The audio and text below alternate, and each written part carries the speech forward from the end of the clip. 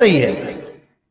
तो बाबा देवाधिदेव महादेव कहते हैं ये 3 घड़ी 3 पल 3 नक्षत्र 3 समय 3 दिन में जो शूल मुझे समर्पित करता है उसके जीवन से मैं शूल हटा देता हूं। वो 3 दिन लिखे स्कंद पुराण में।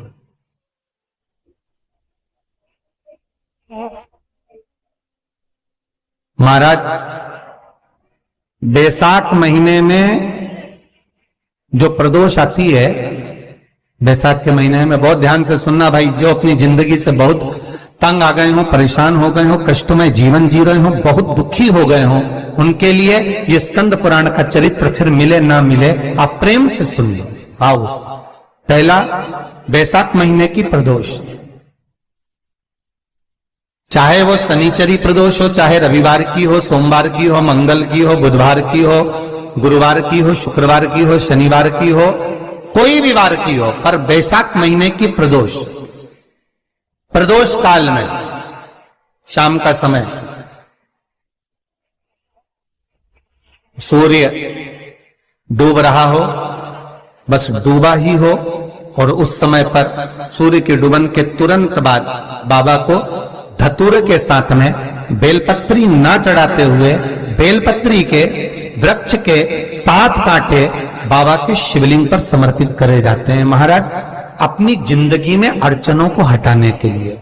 फिर आप जिस व्यापार में उतरे, जिस व्यवसाय में उतरे, जिस नौकरी में उतरे, आप दिल से करें, आपको तरक्की मिलेगी। आप हार नहीं सकते, नीचे नहीं आ सकते, उन्नति पर ही चढ़ेंगे। एक वैशाख मास की प्रदोष, दूसरा शिवरात्रि के दिन मध्याह्न का समय महाराज, जो बड़ी शिवरात्रि होती है माघ की, बड़ी शिवरात्रि के अंतर्गत मध्याह्न का समय, दोपहर के ठीक 12 बजे, चाहे फिर वो कोई भी दिन हो महाराज, शिवरात्रि जिस दिन पड़ रही हो,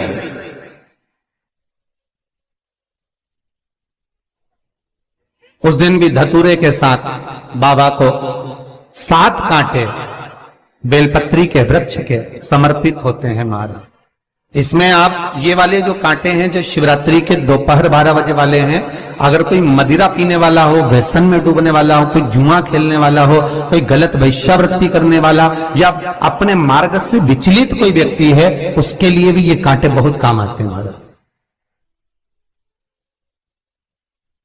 दूसरा, पार्वती तेरे द्वारा तेरे नयन अश्रु से जो प्रगटा हुआ बेल का वृक्ष है, द्वितीय शूल मैं वहां धारण करता हूं, तृतीय शूल, तीसरा शूल जो वर्णन करा गया महाराज, भगवान श्रावण के महीने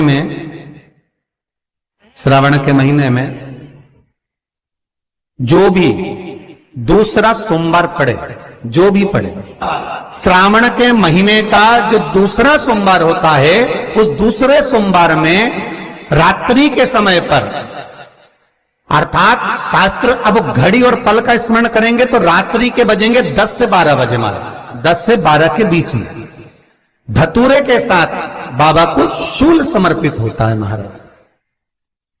ये भी हमारी बाधाओं को, हमारी तकलीफों को, व्यापार व्यवसाय के लिए, नौकरी सर्विस के लिए, बहुत सारे एग्जाम में आप बैठ लिए, गवर्नमेंट एग्जाम के लिए बैठ लिए, नहीं हो रहा, ये 3 बार मेरे शंकर को बेलपत्री के वृक्ष के शूल समर्पित होते हैं, उसका आनंद पाना है और उससे अपने को सुख प्राप्त करना।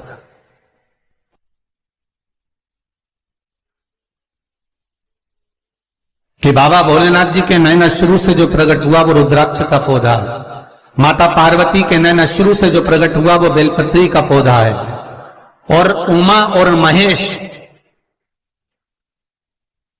जिस महेश के वंशज है महेश्वरी, जिनकी 12 खाम प्रगटी है भगवान महेश के द्वारा,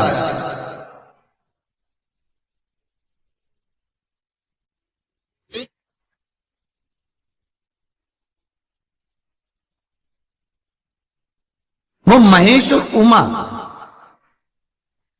उमा और महेश का जो चरित्र है कि उमा और महेश का जब प्रागट्य हुआ, उमा और महेश जब दोनों आनंद में विभोर होकर जब चलते हैं और दोनों के बैठने से तप मुद्रा से जो पौधा उत्पन्न होता है वो शमी का पौधा है।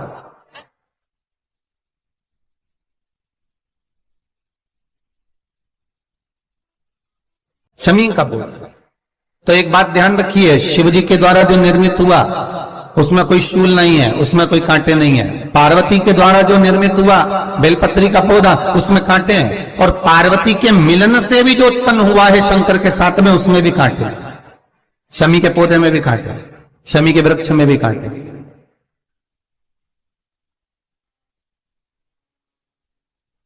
तो पार्वती जी स्कंद पुराण में प्रश्न कर रही हैं भोलेनाथ जी से कि प्रभु मुझे ये बताओ कि आपके द्वारा जो निर्मित हुआ उसमें शूलता नहीं है,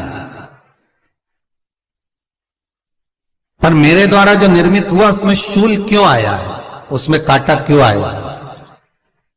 थोड़ा सा माताओं, मेरी जीजियों, आपको थोड़ा बुरा तो लगेगा इस प्रसंग को सुनकर, पर लग जाए, पर आज कथा निकली है तो सुन लो है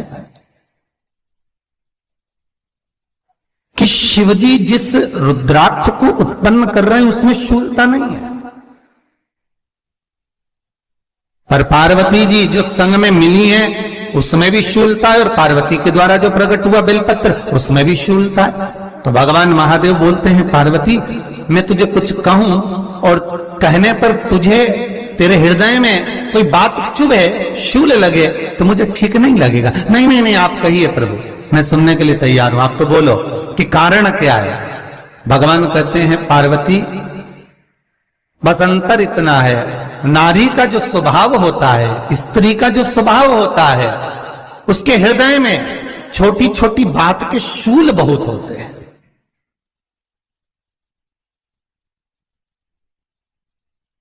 जेठानी ने यह कह दिया, देवरानी ने यह कह दिया, तुम्हारी मम्मी ये बोल दी, तुम्हारे पापा ने ये कह दिया, तुम्हारी बहनों ने ये कह दिया, तुम्हारे भाई ने ये कह दिया, तुम्हारे रिश्तेदार ने ये बोल दिया। ये नारी के भीतर ये शूलता रहती है। तो पार्वती जी बोली कि जितना तप आपने करा उतना तप मैंने करा, और जितनी साधना आपने करी उतनी साधना मैंने करी, और जितना आराधना दिल से आपने करी उतनी आराधना दिल से मैंने करी, फिर इसमें शूलता कहां से आ गई? भगवान शिव बोले, बस पार्वती बात इतनी सी है कि जब मैं आराधना करने बैठता हूं तो मेरी दृष्टि में सम्मुख में कुछ नहीं होता। जब मैं आराधना करने बैठता हूं तो मेरी दृष्टि में मेरे सम्मुख में कुछ नहीं होता कि कौन ने क्या करा है, कौन ने क्या बोला है, कौन क्या कर रहा है, उससे मुझे मतलब नहीं होता, उससे मुझे कोई मतलब नहीं। पर पार्वती, जब तू आराधना करने भी बैठती है ना, तो तेरी चित्त वृत्ति में कहीं ना कहीं किसी ना किसी रूप में कोई शूल आ ही जाता है।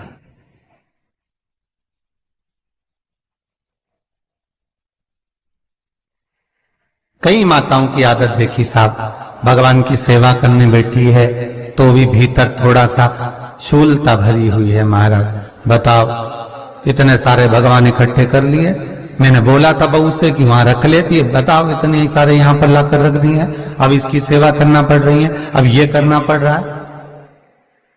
प्रसाद लेने के लिए रसोई घर में गई, भगवान का भोग लगाने के लिए, तो उसमें भी शूलता आ गई।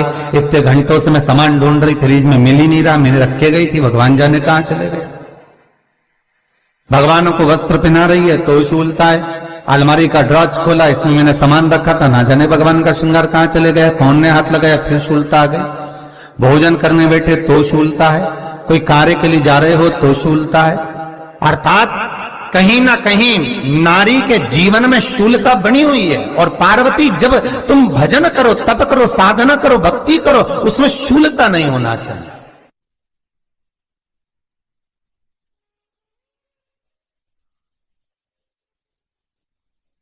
पार्वती जी ने कहा, भोलेनाथ तो क्या आप मुझे स्वीकार नहीं करेंगे बेलपत्री के रूप में? क्या मुझे स्वीकार नहीं करेंगे शमी पत्र के रूप में? पद्म पुराण, स्कंद पुराण, लिंग पुराण, नर्मदा पुराण और शिव महापुराण, ये सारी पुराणे वर्णन करती है। पार्वती जी का खंड आनंद वर्षित कर रहा है, वर्णन कर रहा है। पार्वती खंड वर्णन कर रहा है, सती खंड वर्णन कर रहा है, उमा संहिता वर्णन कर रही है। क्या आप मेरा ये बेलपत्र का स्वरूप आप धारण नहीं करेंगे? इसमें शूलता इसलिए भगवान कहते हैं नहीं नहीं, धारण तो करूंगा पर शूल धारण नहीं करूंगा। मैं शूल धारण नहीं करूंगा, मतलब बेलपत्री में जो कांटे लगे रहते हैं बेलपत्री की, उस डाली के अंदर जो कांटे शूल रहते हैं भगवान शिव वो धारण नहीं करते। आप उस बेलपत्री को आप बड़े प्रेम से आनंद से पत्ते को निकाल लीजिए, तोड़ लीजिए, उतार लीजिए और फिर भगवान को वो प्रेम से समर्पित करो तो भगवान स्वीकार करना।